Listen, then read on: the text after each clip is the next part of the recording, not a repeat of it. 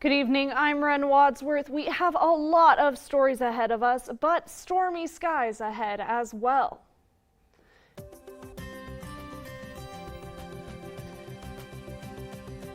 Here's Chief Meteorologist Tracy Smith with your weather right now to tell us just a little bit more.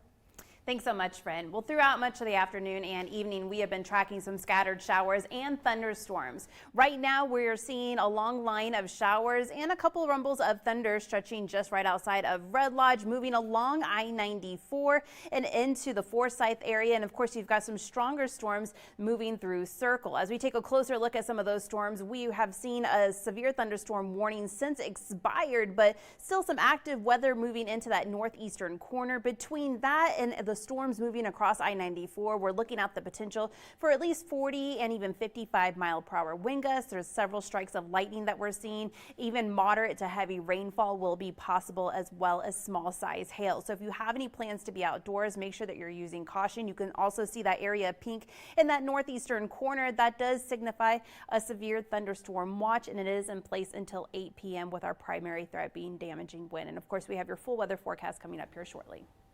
Thank you for that, Tracy. While we're dealing with brief showers here, at least 4 people are dead as multiple rounds of powerful storms hit across the south, resulting in life-threatening floods. The wind is also dangerous as it throws debris and scatters windows. Amy Kiley reports the severe weather continues even on to today.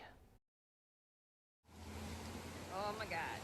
Today, life-threatening floods are clobbering southern states for the second day in a row. The Weather Prediction Center says a rare level of rain is behind these scenes from Texas yesterday. Today, that state, Louisiana, and Mississippi are drenched as the system also stretches to states farther east. And flash flooding isn't the only danger from these rounds of storms. Evidently a guy had something fall into his car outside, and he came running in, had a gash on his arm about 8 inches, and we had to put a tourniquet on it. Officials say multiple people are dead from severe weather in Houston. This building there is partially collapsed, and some skyscrapers have shattered windows. We're in the restroom and we hear everybody screaming and coming toward the restroom, and there's like dust blowing down from the ceiling tiles. Utilities report nearly 1 million homes and businesses were without power in Texas yesterday. Some say they were dangerously close when huge transmission towers came down. Lights were flickering on and off. We did start hearing a lot of wind, and doors just started to fly off. I'm Amy Kiley reporting. Coming back here to the Treasure State, Pioneer Park's South tennis courts will be out of play from May 20th to mid-August, as those courts are set to be upgraded. The project is more than just filling in the cracks and slapping on a fresh coat of paint, though. The 6 existing courts will be demolished and rebuilt from the foundation up, including new rebar and new concrete court. Park Supervisor Mike Pigg is excited for the upgrade, as this is a project long overdue. These tennis courts right here at Pioneer Park, here come first part of June, they come out of play. We're going to get these rebuilt.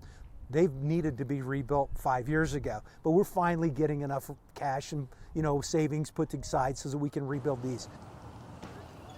These courts will remain open as they were refurbished about 5 years ago. If you're planning to visit Yellowstone National Park this summer, park officials are warning you to be aware of your surroundings as elk calving season has begun.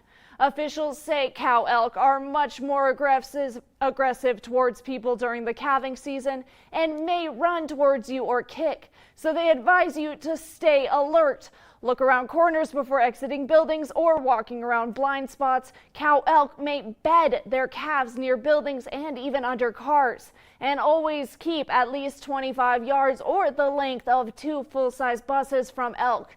If an elk runs towards you, run away. Find shelter in your vehicle or behind a tall, sturdy barrier as quickly as possible. Officials say attacks can be unprovoked and unpredictable.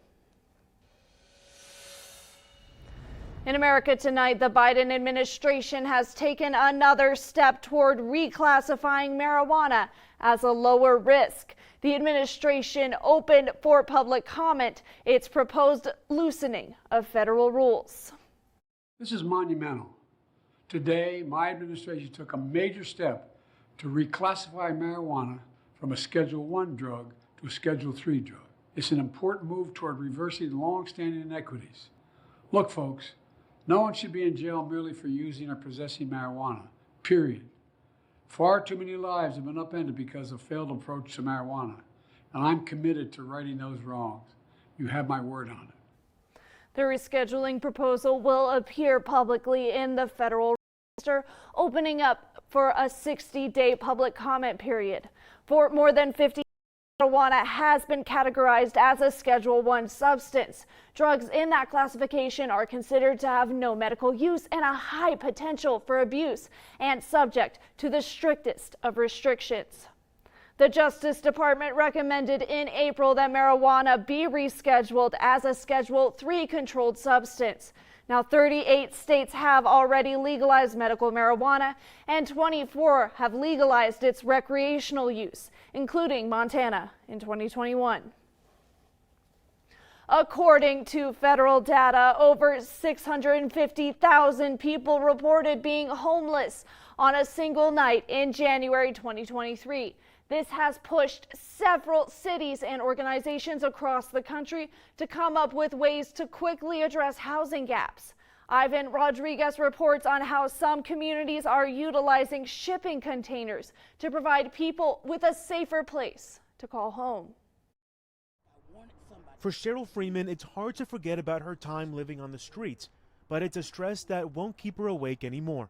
I don't have to worry about staying up all night trying to protect myself and my things. I know I'm safe. Thanks to a shipping container, Freeman finally has a sense of security in her new home. And that's what I do every time I go in there. It's mine. It's mine. It's mine. The opening of the Melody, a neighborhood filled with shipping containers converted into tiny homes, marks an important step for the city of Atlanta and its homeless population. One that was fast-tracked due to the increased need and prolonged construction timelines for traditional buildings. We received a call from the Georgia Emergency Management Agency who said, we have containers that have been used as ICU rooms around the state of Georgia during COVID that we are ready to donate to somebody. Today, there are 40 units available for people to call home. I've got a chance here with a new beginning. A report by the Department of Housing and Urban Development found there were more than 12,000 people homeless in Georgia in 2023, a 15% increase from the year before. Across the country, the report also found more than 650,000 people were experiencing homelessness on one night in January 2023, a 12% increase from the year prior. It's those staggering numbers that's prompted other organizations to get creative and take matters into their own hands. You have the walls, you have the floor, you have the ceiling, and I could not find another way that we could get the walls, the ceiling, and the floor for the amount of money that a shipping container is the cost. Brian Benz is the founder and CEO of Holistic Transformation. His nonprofit is buying shipping containers directly from the state of Arizona that were once used as a makeshift border wall and transforming them into affordable housing for teens aging out of foster care. Benz hopes this will set an example for similar communities across the country. We in Tucson here, and I think in many places in the United States, we're in an affordable housing crisis. And it truly is a crisis, and we need to stop talking about it, and we need to do something about it. According to the National Foster Youth Institute, an estimated 20% of young adults in foster care will become homeless as soon as they are emancipated at 18. No matter a person's situation, each home provides a foundation for a new lease on life, and both projects are dedicated to offering on-site support to help the residents with their next steps. I want to go back to school, to do something like this, to be able to, like something in nursing, to help the people that's wheelchair bound, that are homeless. I'm Ivan Rodriguez reporting. Well, in case you missed it, here in Billings this Saturday, the 13th annual Ramsey KULR Memorial Run will be starting at 9 a.m. over by Ramrock West Park off Rangeview Drive. Here at KULR, we are so supportive of this event that has the incredible goal of raising funds to pay for the funerals of infants families have lost that were ages 1 and under. Over the years, awareness of the KULR family's mission has grown massively in size and currently has over 1,000 people joining in and contributing from 33 different states to this year's race.